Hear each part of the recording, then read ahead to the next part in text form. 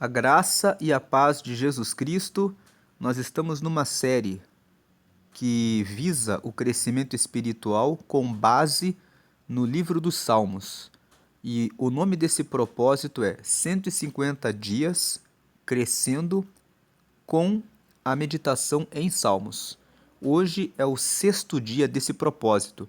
E nesse sexto dia nós vamos ler o Salmo 6. A ideia dos 150 dias crescendo com Salmos é justamente porque Salmos é um livro que é formado por 150 composições. Você está vendo aqui no topo da tela que a Bíblia que eu estou usando, a Bíblia digital, está mostrando Salmos capítulo 6. Mas na verdade, Salmos não tem capítulos. O livro de Salmos ele é composto por 150 composições. Cada composição, cada salmo é uma oração, ou é um louvor, ou é uma lamentação, ou é um cântico. Então, cada salmo tem um propósito. O livro de Salmos foi composto por vários autores. O autor principal é o rei Davi. Ele escreveu a grande maioria dos salmos, mas não foi só ele quem escreveu salmos. Existem salmos que foram compostos pelos filhos de Coré, existem salmos que foram escritos pelo rei Salomão, existem salmos que foram escritos por Moisés, como por exemplo o Salmo 90, que é um salmo que fala a respeito da nossa vida aqui na terra. Existem salmos que foram escritos por Asaf. Asaf foi um líder de louvor na época do rei Davi. E existem salmos que foram escritos por levitas que são desconhecidos. Não se sabe quem são os autores daqueles salmos, mas o fato é que os salmos reúnem vários louvores, poesias, lamentações, manifestações do ser humano na sua relação com Deus. E o Salmo 6, especialmente esse Salmo 6, ele foi escrito pelo rei Davi. Se você for até a Bíblia hebraica, até a Bíblia original, tem um título nesse salmo que fala que esse salmo ele é um cântico e que ele reflete, escrito para ser louvado por um instrumento de 8 cordas. Mas ele é um salmo em que o rei Davi fala a respeito de uma situação que os teólogos dizem que provavelmente ele estava doente e que a doença que o rei Davi teve era uma doença tão grave que tomava parte do corpo físico dele, e essa doença que se apegou no seu corpo físico levou Davi a pensar que Deus o estava castigando. E então a alma do rei Davi ficou muito abatida e ele chegou até mesmo a pensar que ele iria morrer. E então ele fala para Deus sobre essa situação aqui no Salmo 6. Aqui no Salmo 6 ele também comenta que alguns inimigos, vendo o estado em que ele ficou, estavam torcendo pela sua morte. Mas ele termina esse salmo não com essa tristeza. Ele fala tudo isso, que ele se sente como se estivesse sofrendo o castigo de Deus, que ele sente que nos ossos dele ele está sofrendo, que ele sente a alma dele abatida e ele tem medo de morrer.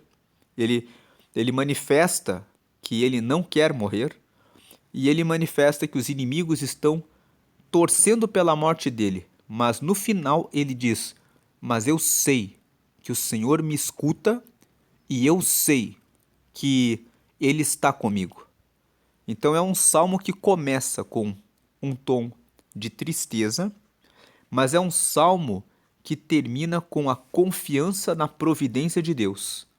E essa conclusão na providência de Deus, mostra como Davi realmente tinha comunhão com Deus.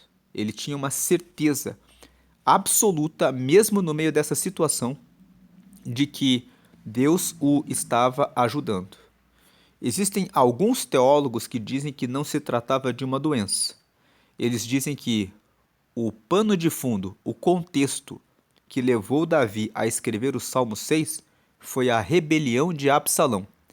Quando você lê o livro de Reis, você vê ali que em uma dada fase da vida do rei Davi, o filho dele, chamado Absalão, tentou tomar o trono dele e ele criou uma conspiração.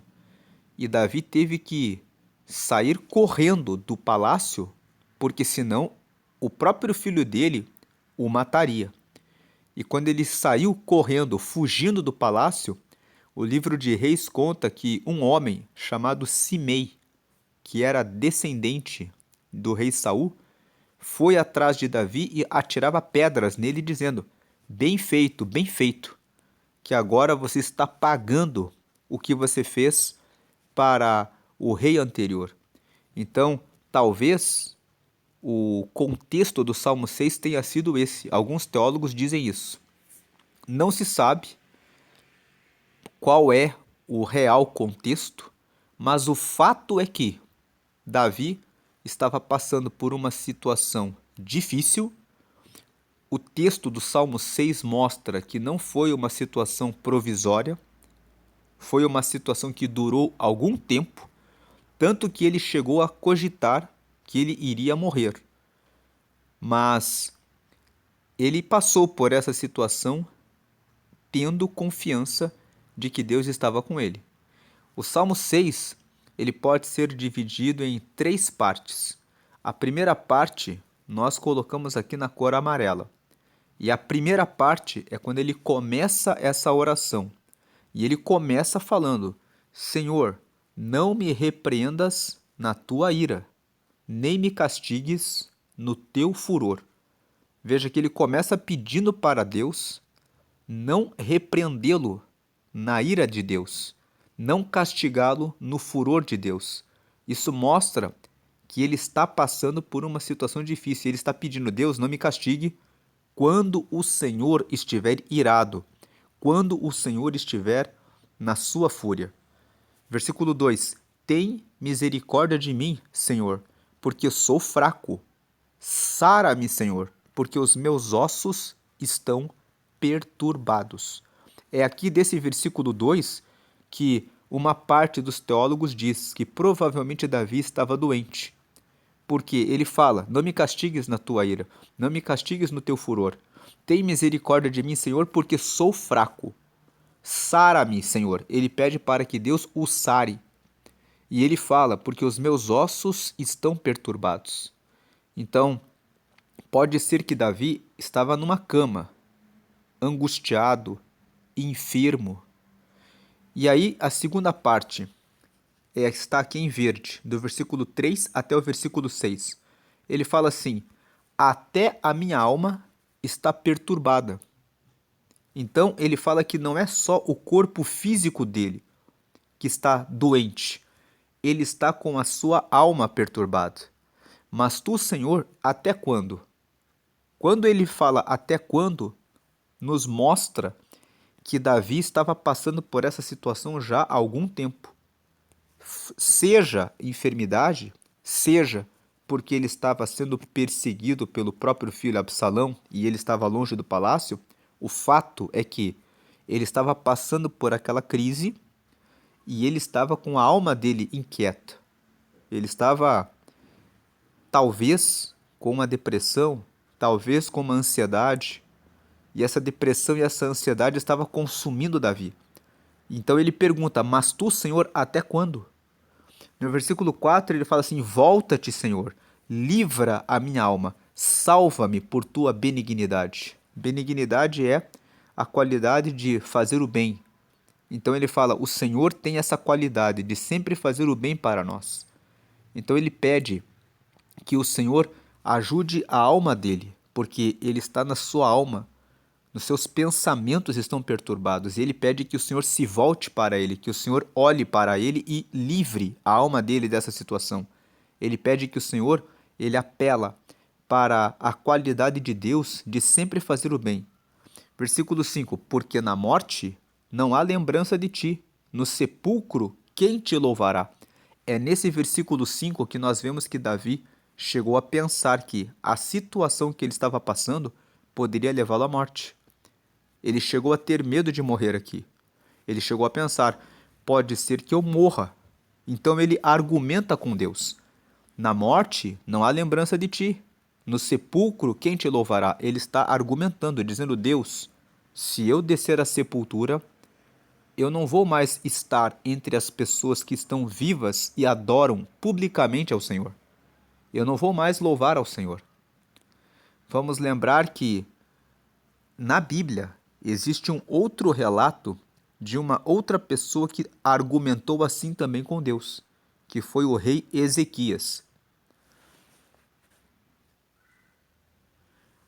Se você for até o texto do livro do profeta Isaías, no capítulo 38, nós vemos aqui que o rei Ezequias ficou doente e Deus enviou o profeta Isaías até o palácio para avisar o rei Ezequias que ele consertasse a sua casa espiritual porque ele morreria. Então o rei Ezequias, de acordo com o capítulo 38 de Isaías, se virou para a parede e orou ao Senhor. E aqui no versículo 18, nós vemos aqui o que foi que ele disse para Deus. Ele disse assim, porque não pode louvar-te a sepultura, nem a morte glorificar-te, nem esperarão em tua verdade os que descem à cova. 19. Os vivos, esses te louvarão, como eu hoje faço. O Pai aos filhos fará notória a tua verdade. Então, a partir desse momento aqui, o rei Ezequias estava dizendo, não tem como aquele que está morto louvar a Deus.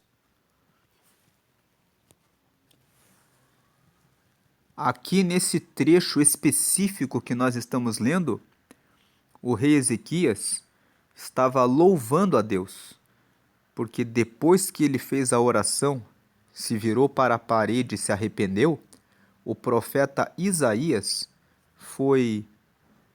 recebeu uma mensagem de Deus dizendo, volte lá e diga para Ezequias que eu ouvi a oração dele e que por essa razão eu o curarei e darei para ele mais 15 anos de vida.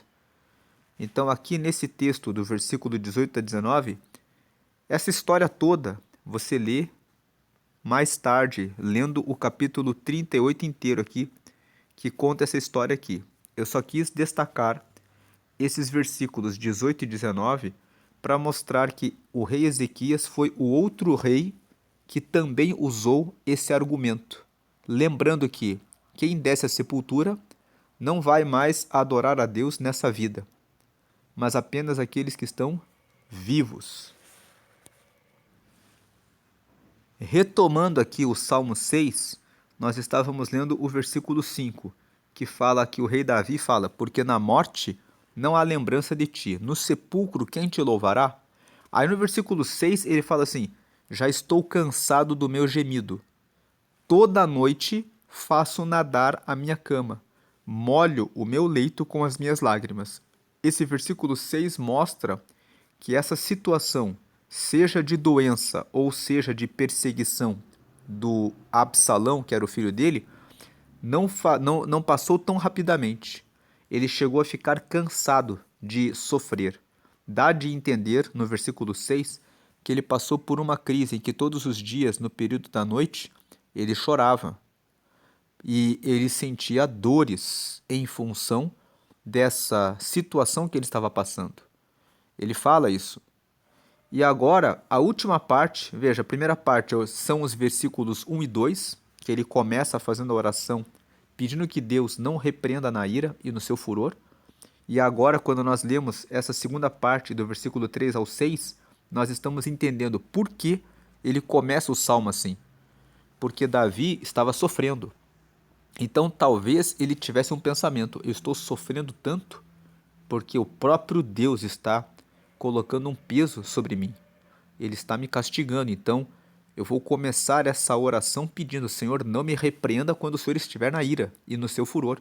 Mas, versículo 2: tem misericórdia de mim, Senhor, porque eu sou fraco. Sara-me, Senhor, porque os meus ossos estão perturbados. Então ele está aqui numa situação que ele está sentindo no corpo físico dele as dores. Aí, essa segunda parte que nós lemos, do versículo 3 ao 6, mostra que a situação não passou tão rapidamente.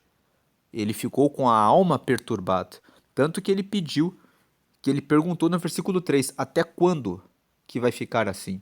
No versículo 4, volta-te para mim, Senhor, e livra minha alma. Salva-me por tua benignidade. Ou seja, lembra, Deus, que o Senhor faz o bem. Lembre disso. Aí no versículo 5 ele fala: porque na morte não há lembrança de ti, no sepulcro quem te louvará? Ele chega a pensar que a situação vai levá-lo para a morte, e ele fala: eu estou cansado disso. Agora, na última parte do versículo 7 até o 10, ele nos mostra que quando ele estava passando por essa situação, ele tinha inimigos em volta dele.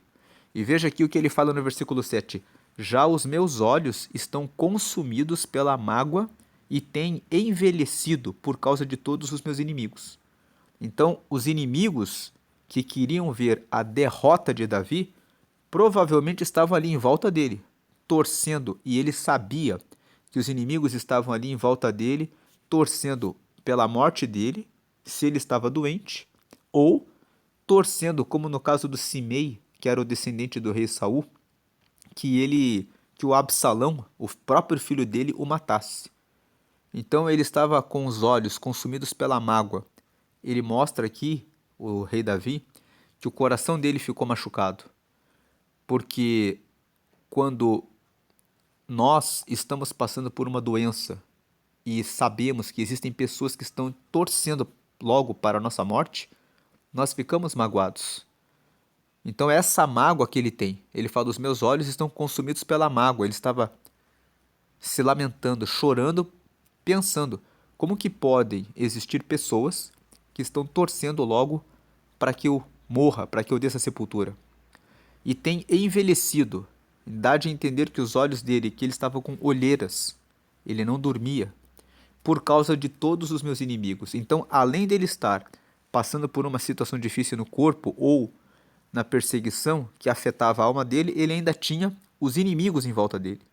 Aí no versículo 8, ele fala assim: apartai-vos de mim, todos os que praticais a iniquidade. A iniquidade aqui que ele está falando seria a seguinte: Davi sabia que ele era rei porque Deus o tinha ungido. Quando ele fala assim: apartai-vos de mim, todos os que praticais a iniquidade, é como se ele estivesse dizendo assim: se vocês querem a morte de mim, que no caso sou o rei, que fui ungido por Deus, então vocês na verdade estão praticando o pecado, porque vocês estão indo contra o próprio Deus. Então ele diz assim: apartai-vos de mim, todos os que praticais iniquidade, porque vocês estão se revoltando contra Deus ao desejarem a minha morte. Porque o Senhor já ouviu a voz do meu lamento. Então, na segunda parte, quando ele conclui, ele está dizendo assim: Deus já ouviu a minha voz. Eu sou o ungido do Senhor. Então vocês estão indo contra Deus. Aí no versículo 9: o Senhor já ouviu a minha súplica. O Senhor aceitará a minha oração. É nesse versículo 9 que nós vemos que o Salmo 6 ele dá uma guinada, ele dá uma virada. Ele vem no versículo 1 até o versículo 8 falando com um tom de tristeza.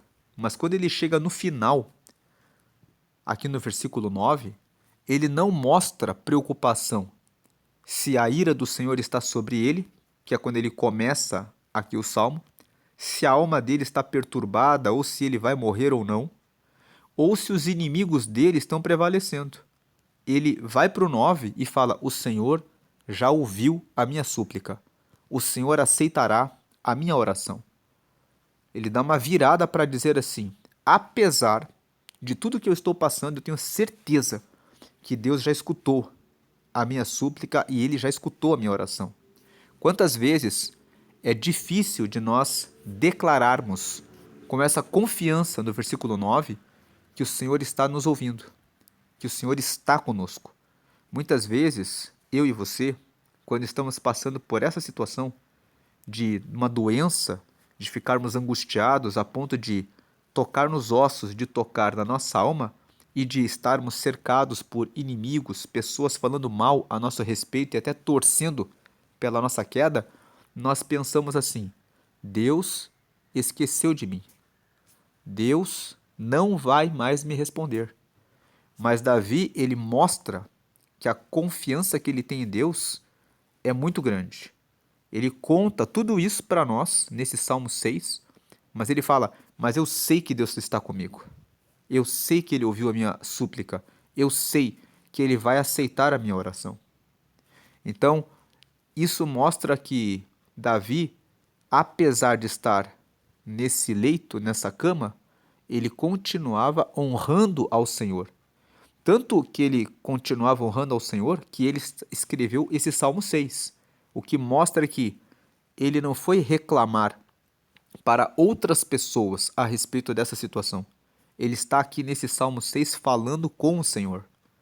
Muitas vezes, nós, quando estamos passando por uma situação de tribulação e uma situação difícil, nós deixamos de falar com Deus e pedimos socorro para os homens e pensamos assim: Deus já me esqueceu. Mas Davi, ele não age assim. Ele fala: Eu estou sofrendo e eu sei que o Senhor ainda é o meu Deus. E eu orarei a Ele. Eu vou contar as minhas dores para Ele. E se por acaso essas dores estiverem sobre mim por causa da ira do Senhor, porque de repente eu fiz alguma coisa errada e está pesando a mão do Senhor sobre mim, eu vou pedir a Ele que Ele tire esse peso e que Ele me trate com misericórdia, que Ele se lembre que Ele é benigno, que Ele fale comigo na sua benignidade, ou seja, voltado para fazer o bem para mim. E ele desabafa e ele fala: O Senhor já ouviu minha súplica, o Senhor aceitará minha oração. E ele termina dizendo: Envergonhem-se e perturbem-se todos os meus inimigos, tornem atrás e envergonhem-se no momento. Então, o que ele pede nessa última parte é que os meus inimigos passem vergonha. Em outras palavras, que eu possa me recuperar, convalescer dessa doença e que eles fiquem envergonhados e perturbados, que eles tornem atrás, ou seja, que eles saiam do meu caminho. Eles estavam muito próximos de Davi, torcendo pelo mal dele. E ele fala que eles tornem atrás e que eles se envergonhem-se no momento, ou seja, que ocorra logo a cura, ou, se ele estava sendo perseguido pelo Absalão, que a perseguição terminasse logo, mas que os inimigos dele fossem envergonhados. Esse versículo 8 desse Salmo 6, ele é um versículo, inclusive, que Jesus usa lá em Mateus, no capítulo 7, no versículo 22, quando Jesus está falando a respeito das pessoas que falam do nome dele, mas não servem a ele de verdade, ele fala assim: muitos me dirão no dia em que eu voltar: Senhor, Senhor, em teu nome expulsamos demônios, operamos maravilhas, fizemos muitas coisas em teu nome. E Jesus disse: E eu vou dizer para essas pessoas: Apartai-vos de mim, todos vós que praticais a iniquidade. Jesus usa esse versículo 8, dizendo que no dia em que ele voltar, e algumas pessoas que são pastores, são líderes de igreja, que são pessoas que pregam a palavra, mas que vivem uma vida obscura. Na frente, eles pregam e por trás, eles desviam dinheiro, eles se envolvem em adultérios, eles se envolvem com contratos ilícitos, eles fazem tramas para ocuparem cargos políticos ou colocarem pessoas da igreja em cargos políticos para fazerem desvios de dinheiro público, que existem alguns líderes de igreja que colocam pessoas da igreja para disputarem um cargo público e depois eles desviam aquele dinheiro. Existem escândalos desse tipo. Mas, quando eles estão ali na frente da igreja e eles estão pregando a palavra, Jesus permite que eles orem, e como eles oram em nome de Jesus, os milagres acontecem. Então, eu vou abrir aqui um parênteses para acrescentar um assunto que muitos cristãos não entendem. Eles descobrem, de repente, que o pastor estava em adultério, que o pastor desviou tanto de dinheiro, que o pastor fez isso ou aquilo de errado, e as pessoas ficam escandalizadas. Elas ficam, mas como assim? Que ele era um homem de Deus? É necessário entender que quando uma pessoa está pregando, ela está pregando a palavra de Deus. Quando ela ora para que uma pessoa seja curada, quando ela ora para que a pessoa seja restaurada, quando ele ora para que Deus opere alguma maravilha, ele está orando em nome de Jesus.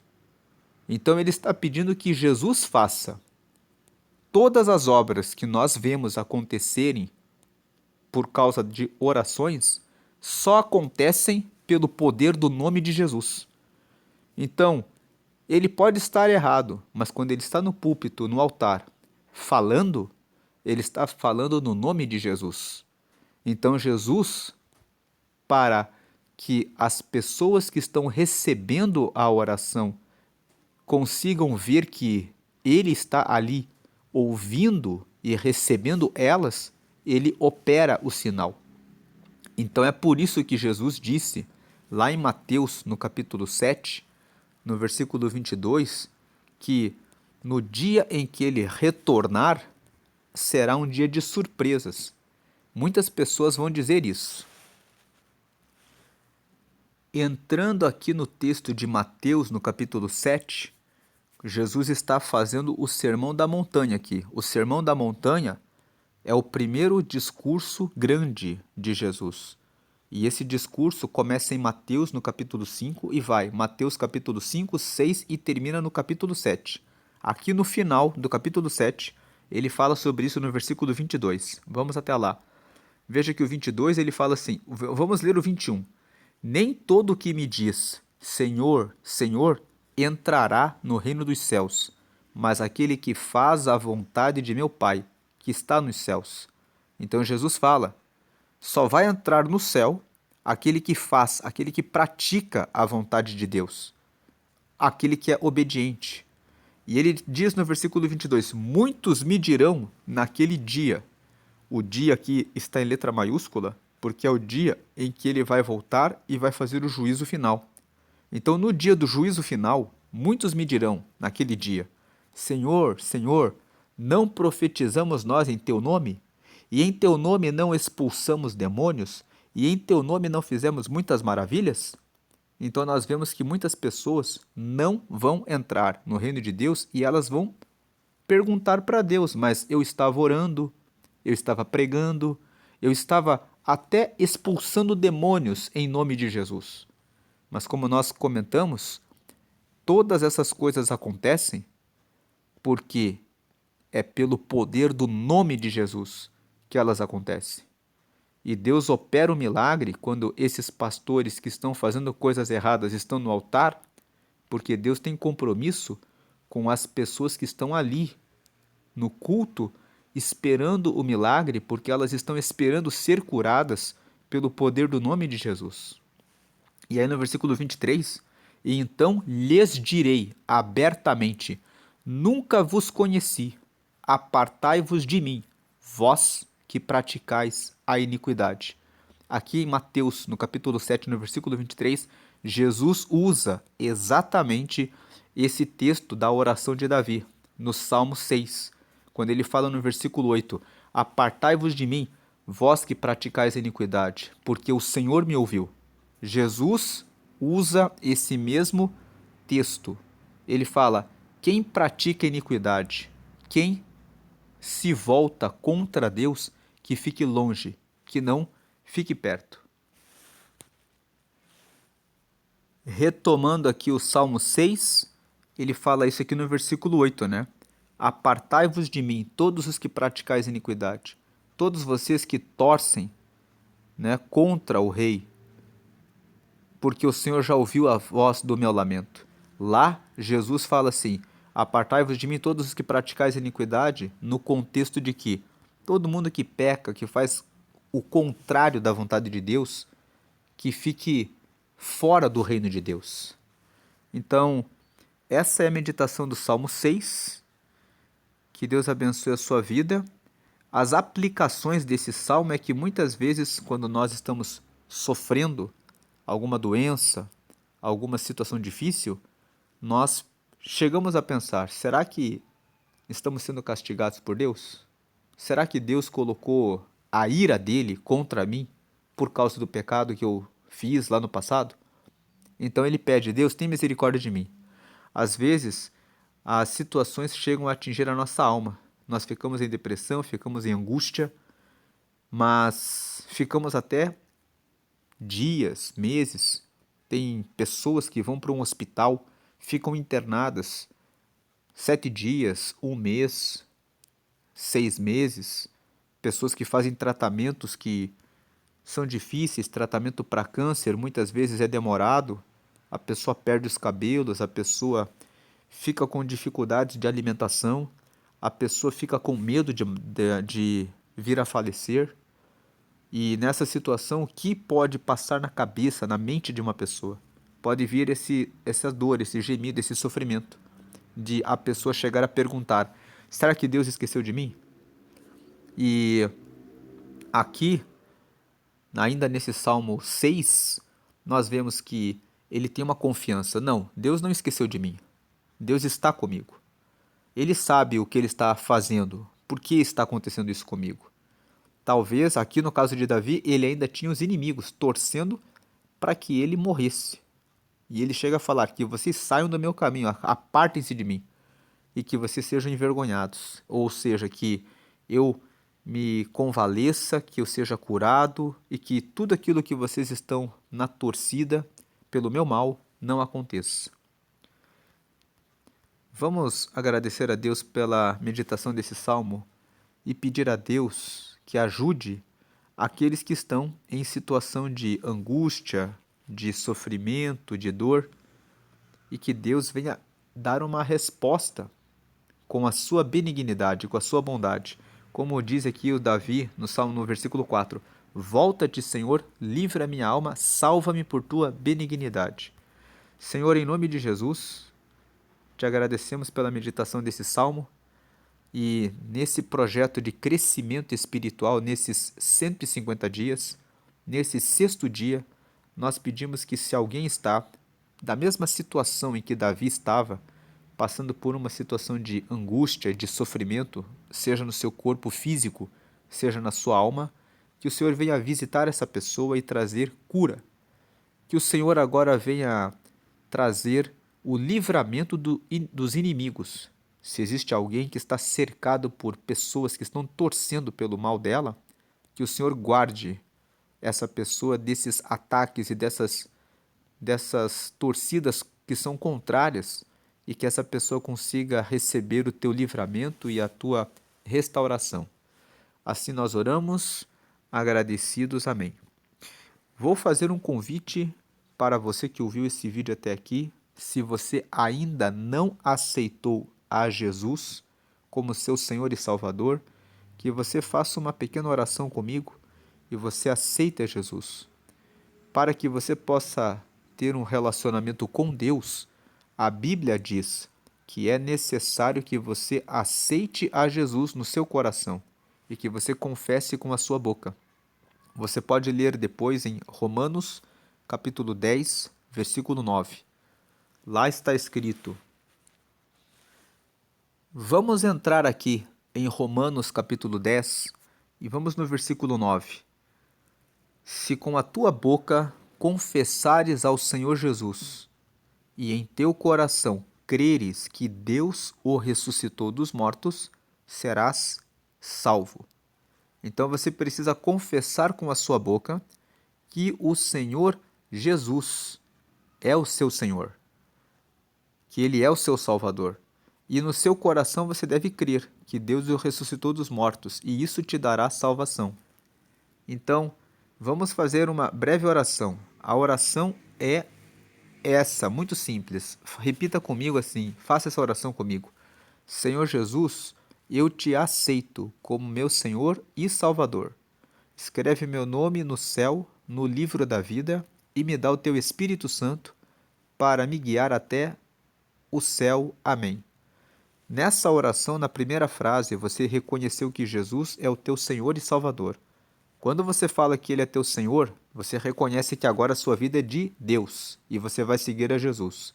E também quando você fala que Ele é seu Salvador, você reconhece que tem pecados e que você precisa do perdão dele. Então veja que, assim como Davi, ele ficou pensando no Salmo 6, será que eu fiz alguma coisa errada e Deus está me castigando? Então Davi ele tinha compreensão que muitas vezes nós podemos sofrer por causa dos nossos pecados, mas Jesus morreu para nos perdoar todos os pecados. Então, quando você aceitou ele e disse, Tu és o meu Salvador, você está dizendo, eu tenho pecados, mas o Senhor me perdoou porque o Senhor morreu na cruz por mim, entregou seu corpo e seu sangue por mim.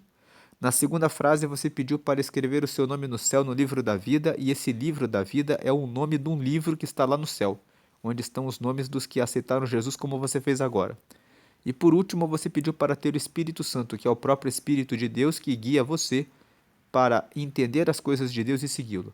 Você deve procurar uma comunidade de fé ou uma igreja próxima da sua casa ou no lugar em que você se sinta confortável, com pessoas com quem você tenha uma boa relação, com quem você possa construir amizades, com quem você possa crescer na fé. E você deve fazer o discipulado para se batizar nas águas. O batismo nas águas não é apenas um banho de água. É um banho, não é um banho, é um ato que mostra que você, quando passa pelas águas e sai dali, que você está saindo como uma nova pessoa, lavada para seguir a Jesus. E depois que você é batizado, você deve participar da ceia. O que é a ceia? Uma comunhão na igreja com as pessoas que fazem, elas partem um pão e aquela parte do pão que cada pessoa compartilha simboliza o corpo de Jesus, que foi partido por mim e por você. E elas tomam um cálice com suco de uva, que simboliza o sangue de Jesus que foi derramado na cruz e que nos perdoa dos pecados. Com isso você estará seguindo a Jesus e ele se mostrará a você. Voltando aqui no Salmo 6, que você siga a Deus e vamos terminar com a leitura do versículo 9, que nós possamos sempre ter essa confiança. O Senhor já ouviu a minha súplica. O Senhor aceitará a minha oração. Deus abençoe a sua vida, hoje e sempre, grandemente, na paz de Cristo. Amém.